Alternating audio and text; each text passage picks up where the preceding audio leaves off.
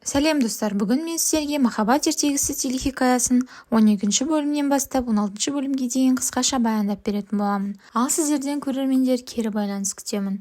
Ендеше кеттік. Жанфиза ақыры Махирмен бірге кетеді. Екеуі досымен кездесуге барады. Салих Жанфизаға Махирмен 10 жасынан бері дос екенін айтады. Ол екеуінің танысқан күнін айтып, Махирдің оған аяқ киім сыйлағанын айтып береді.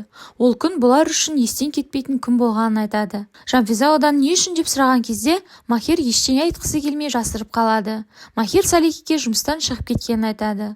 Ол не себептен сұрағанда, тұтқындау операциясы сәтсіз болған, Кюршаттың қызының тойында тауарды қыздың жасауына тығып алып шықпақ болғанын, бұл істің артында Борис деген адам тұрғанын баяндайды. Кюршат Бористен қорқады. Сол себепті оның қол астындағы Селим деген жігітке қызын бермекші болды дегенде, Салих Селимді танитынын айтып қалады. Ол оған көмектесетінін жеткізеді. Асаф Рашидке звондап Жанфиза туралы ақпарат сұрайды. Рашид оған әкесі тоқмашы, қарапайым адам, қызының өмірін құртпақшы. Қыз сізде ешкімге айтпағаныңыз дұрыс болар еді дейді. Кенет Рашидке басқа қоңырау соғылып, ол тұтқаны қоюға мәжбүр болады. Афет Асадқа енді бұл қыздан қалай құтыламыз деп басын қатырады.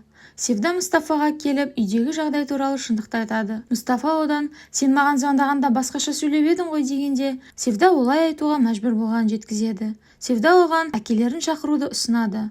Мұстафа келіспейді. Ол басқаша жоспар айтады. Жанфиза мен Махир әңгімелесіп отырады. Кенет Махир көлігіне қарай кетіп қалғанда, Жанфизаға көшедегі бұзықтар тиіседі. Махир жетіп келіп, оларды соққыға жығады. Жанфиза біреуін таяқпен ұрып суға түсіріп жібереді. Оны көрген Махир Жанфизаның қайсарлығына таңғалып, сен менің екінші жартым екенсің деп тамсанады. Мұстафаның баланы алдыру әңгімесін Севда Ферманға айтып жатқанда Гүлзар оларды естіп қалады. Ол, бұлар менің Кемалімді өлтірмекші, мен бұған жол бермеймін дейді. Махир мен Жанфиза үйге келеді. Жанфиза Сүрияның бөлмесіне келгенде Сүрия оған Махирге хабарласшы деп телефонын ұсынады. Жанфиза ойланып әжесіне хабарласпақ болады. Бір кезде одан қоңырау келеді. Оны Селим байқап қалады. Ол әжесімен сөйлескенде Селим оған қайда екенін білуге тапсырма береді. Ол болса Махирдің атасында Стамбулда екенін айтады. Селим оларды әжесімен бірге алып кетеді. Олар жолға шыққан кезде Жанфиза тағы да қоңырау шалады. Селим жауап беруге рұқсат бермейді. Күрдат Рашидке звондайды. Ол болса Стамбулда екенін, Селим оларды кепілдікке алғанын жеткізеді. Жанфизаға Селим звондап әжесімен сөйлестіреді. Ол Стамбулда екенін айтқызып, қасымызға кел деп шақырады. Салих Махирге звондап Орханды тапқанын айтады. Таңғы асқа Махир келгенде Саралардан Сүрияның телефонына біз Сәлимнің уысындамыз, келуші болма, саған тұзақ құрылды деген хат келеді. Махир оны оқып іздеп шығып кетеді. Жанфиза болса Селим жіберген көлікпен кетіп қалады. Махир оны байқап артынан кетеді. Кюршатқа медбике оның заттарын алып келеді. Кюршат телефонынан Саваштың хабарламасын тыңдайды.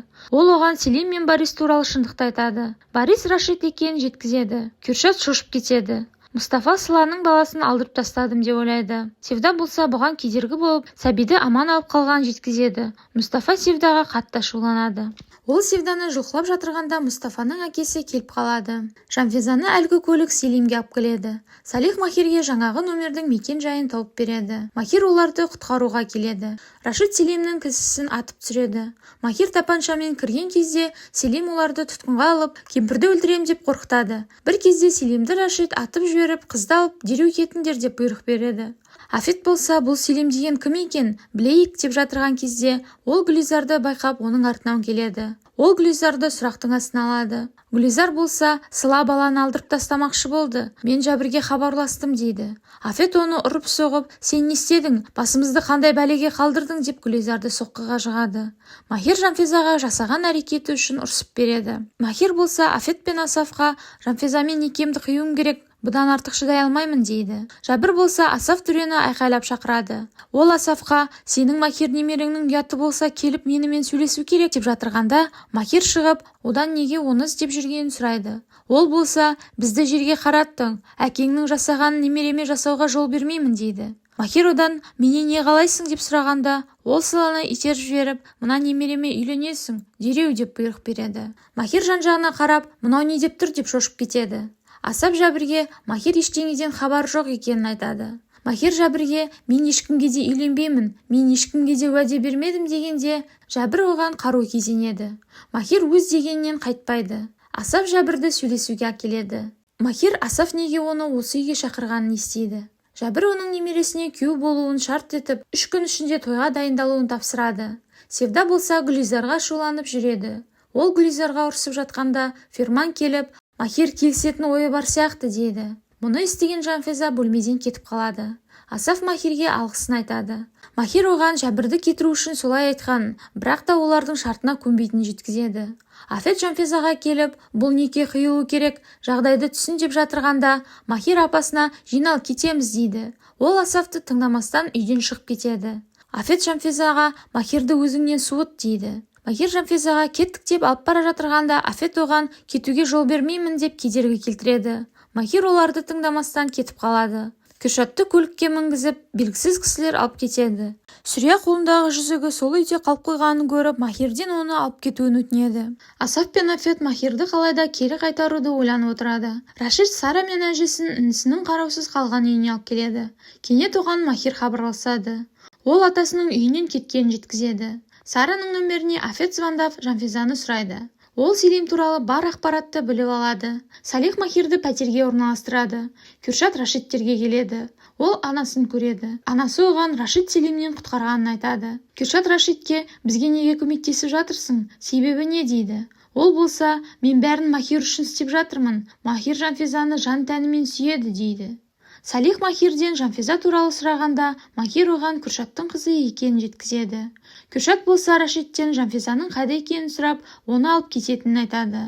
Рашид оған Махир мен ол қауіпсіз жерде деп жатырғанда, Кürшат бұрын Махир Елмазды осы Баристің бұйрығымен өлтіргенін есіне түсіреді. Рашид Махирге көмектесетінін айтып кетіп қалады. Кürшат болса, маған өз бастығыңды өлтірткіздің, менің қылмыскер еттің, қасымда жүріп солай жасадың. Бірақ саған да кезек келеді деп күңкілдеп отырады. Кürшат анасына Мехмет Елмазды Баристің бұйрығымен өлтіргенін айтады. Оны Мавиш естіп қояды. Асаф пен Афет дастархан басында Махирді келтіруді ойлайды. Афет оларға ол 3 күннен кейін үйге оралады деп сенімді жауап береді. Жәбір Мұстафаға Махир үйден кетіп қалғанын айтады.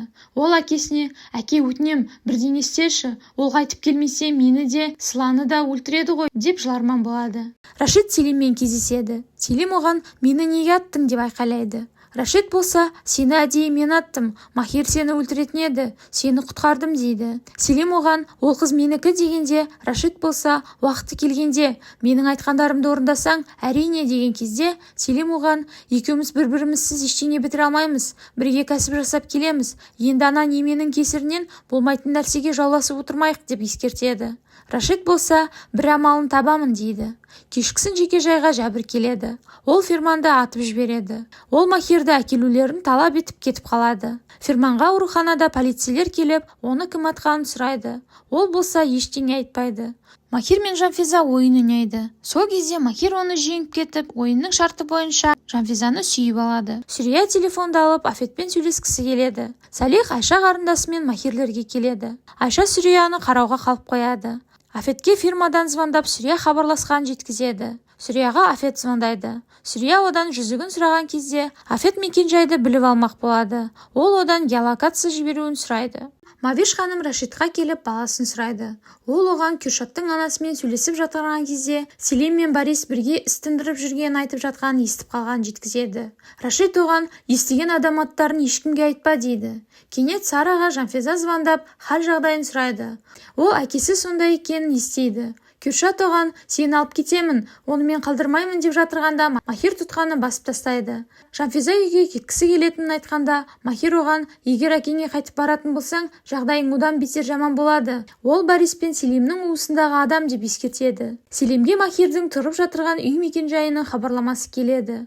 Махир мен Жанфиза қыдырып жүреді. Махир оған сыйлық табыстайды. Жанфиза оған жігіттен алғаш рет сыйлық алған жігіті болмағанын айтады. Сол кезде Махирге Кürшат қоңырау шалады. Ол Махирге саған бәрін айтамын дейді. Ол қызын әкелуді өтініп, әкесін өлтірткен кім екенін айтатын жеткізеді. Махир баруға келіседі. Оны Рашид естіп қалады. Махир Кürшатпен кездесуге шығады. Кürшат оны күтіп жүреді.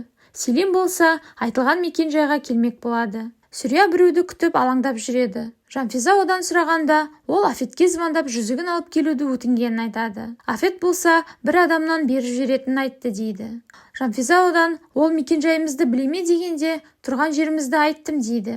Рашид Кürшатқа келеді. Ол екеуінің әңгімесін естіген жеткізеді. Ол Кürшатқа қару кезенеді.